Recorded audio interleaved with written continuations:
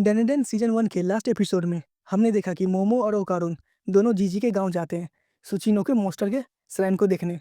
वहां पहुंचने पर मोमो ओकारुन और जीजी से बोलती है, तुम दोनों आपस में बात करो, तब तक मैं हॉट स्प्रिंग शावर का मजा लेकर आती हूँ। कुछ देर बाद ओकारुन और जीजी दोनों बाहर फुटबॉल खेल रहे होते हैं और इधर मोमो हॉट स्प्रिंग वाटर का मजा ले रही होती है। तभी कुछ लोग वहां पर आ जाते हैं। इधर ओकारुन की नज़र घर पर पड़ती है और बोलता है, जीजी तुम्हें कुछ अजीब सा नहीं लग रहा है? जब हम यहाँ पर आए थे तो वहाँ पर तो कोई कमरा ही नहीं था। इधर वो लोग मोमो से बोलते, तुम लड़कियों के यहाँ पर आ गई। मोमो ध्यान से देखती है तो पता चलता है ये लड़कों का था। इधर ओकारुन और जीजी दोनों उस दीवार को तोड़ने लगते हैं। मोमो सोचती है अब मैं यहाँ से कैसे निकलूँ। वो लोग बोलते हैं, क्या तुम्हें गेटर्स के बारे में नहीं पता क्या? मोमो बोलती है, गेटर्स मतलब जिसके छिपकली जैसे मुंह होते वही ना? वो लोग बोलते हैं, नहीं नहीं, गेटर्स मतलब वो लोग जो नहाती हुई लड़की को अपना टारगेट बनाते हैं।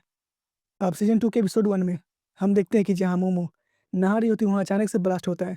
इसके पीछे हाथ होता है टर्बो ग्रैनी का, जो मोमो के बैग में कब से बैठी हुई होती है। वहाँ से निकलने पर मोमो टर्बो ग्रैनी से बोलती है, तुमने जीजी का घर देखा? तुम्हें क्या लगता है वो घर कैसा है? टर्बो ग्रैनी बोलती है, कुछ नहीं। मोमो बोलती है, ये जरूर कोई बुरा घर होगा और ये घर मुझे ह्यूमन के ब्लड से भींगा हुआ लग रहा है। इधर जीजी और ओकारुन एक कमरे में जाते हैं जहाँ वो दोनों देखते हैं कि बहुत सारे लोग उसके रूम में एंजॉय कर रहे होते हैं, जिसको इस सीरीज में द कीटो फैमिली के नाम से जानते हैं। उसमें से एक लेडीज बोलती है, खड़े मत रहो, इधर बैठो, कुछ स्नैक्स खाओ, तुम्हें तो हमारा शुक्रगुजार होना चाहिए कि तुम्हें कोई रेंट देना नहीं पड़ता है। ओकारुन जीजी से पूछता है, ये लोग कौन है? जीजी बोलता है, यह मकान रेंट पर है, मेरे पेरेंट्स हॉस्पिटल में है तो मुझे इसका रेंट देना नहीं पड़ता है।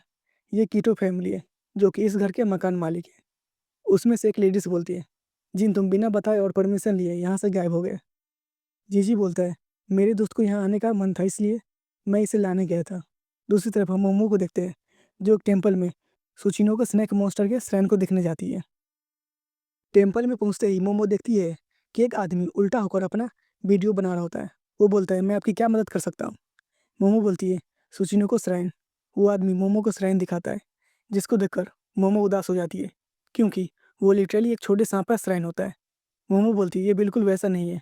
वो आदमी बोलता है, मैं इस बात पर एग्री करता हूँ। डॉक्यूमेंट्स के अकॉर्डिंग यहाँ के लोग एक ग्रेट स्नेक को वर्शिप करते थे। जब वो ग्रेट सरपेंट को भूख लगती थी तो यहाँ का वल्केनो फटता था। उन दिनों उन दिनों में लोग छोटे बच्चों को ऑफर करते थे, जिसके बाद से वो वल्केनो इरप्ट होना बंद हो जाता था, जिसका बेनिफिट हमें हॉट स्प्रिंग वाटर के रूप में मिला। अब हम उस ग्रेट स्नैक स्किन को प्रे करते हैं। मोमो बोलती है, फिर सुचिनोको का क्या? वो आदमी बोलता है, मेरे फादर ने कहा कि इसको हम मिथिकल बीस्ट बोलेंगे तो इससे टूरिस्ट यहाँ पर अट्रैक्ट होकर आएंगे। मोमो रास्ते में जाते हुए सोचती है, तो इसका मतलब यहाँ कोई सुचिनोको नहीं है।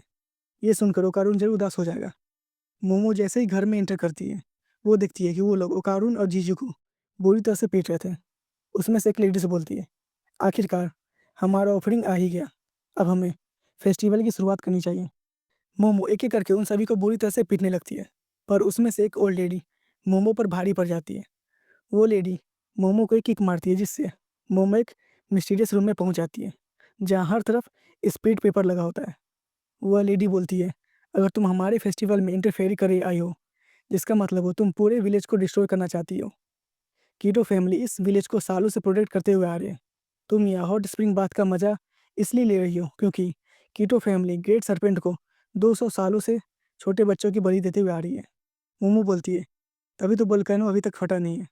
वो लेडी बोलती है, हम लोग कितना लकी है, आज तुम तीनों को ग्रेट सरपंच के सामने ऑफर करूंगी। हम देखते हैं जहाँ मोमो खड़ी हुई थी वो सैंड में बदल जाता है। मोमो अपनी साइकिक पावर का इस्तेमाल करती है पर उससे काम नहीं बनता है। तभी पीछे से ओकारुन और जीजी उन लोगों को पीछे से हमला कर देते हैं। तभी वो फ्लोर जिसमें सब सब गिरे थे वो अचानक से टूटने लगता है, जिससे सभी नीचे की ओर गिरने लगते हैं। ओकारुन ये देखकर हैरान हो जाता है कि इतने सारे मलबे एक ग्राउंड के अंदर कैसे आ गया।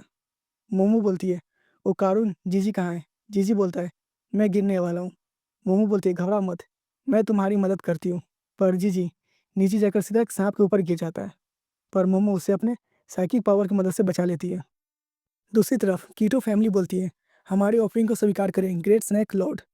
ओकारुन बोलता है, ये तो बिल्कुल उसके जैसा नहीं लगता है, ये तो कुरागाड़ी है। मोमो बोलती है, कुरागाड़ी?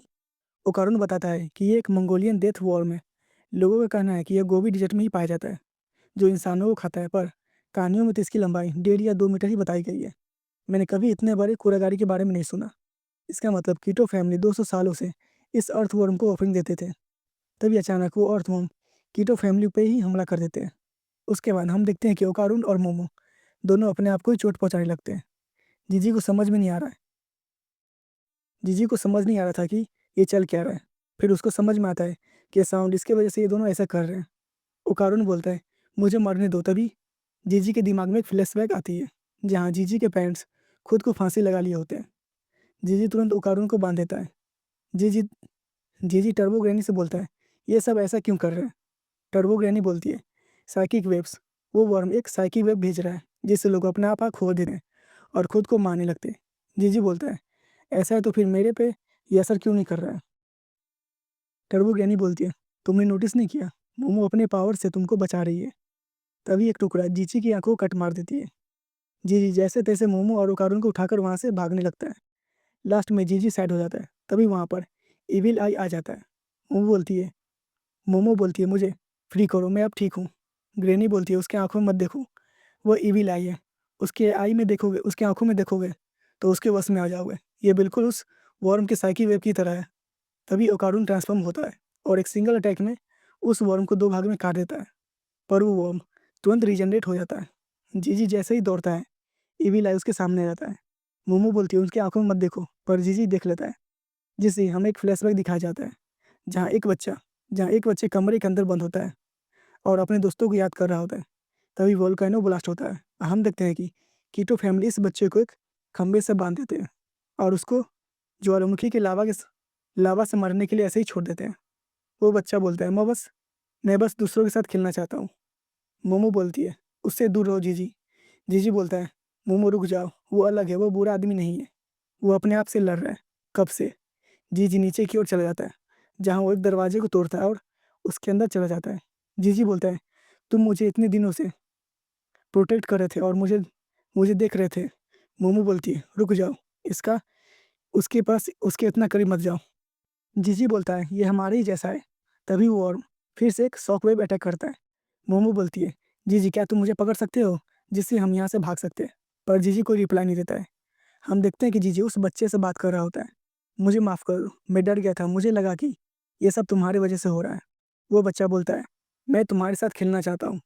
जीजी बोलता है, ओके चलो खेलते हैं, तुम क्या खेलना पसंद करोगे? वो बच्चा बोलता है, तुमने कहा। और वो इविल आई जीजी के माइंड को कंट्रोल कर लेता है। टर्बो ग्रैनी बोलती है, तुम कैसे किसी इविल आई पे भरोसा कर सकते हो? फिर वहाँ पर एक बार और इलेक्ट्रिक शॉक लगता है। हम देखते हैं कि जीजी अपने एक किक से उस वर्म को नीचे गिरा देता है और बोलता है, जब तक ये बॉडी मेरी है और इसकी मदद से मैं सारे ह्यूमंस को मार दूंगा। और ये एपिसोड यहीं पे ख़त्म हो जाती है। अगर आपको यह वीडियो पसंद आई हो तो वीडियो को लाइक और चैनल को सब्सक्राइब। अगर आप चाहते हैं कि मैं इसका दूसरा पार्ट भी लाऊं तो कमेंट में ज़रूर बताओ।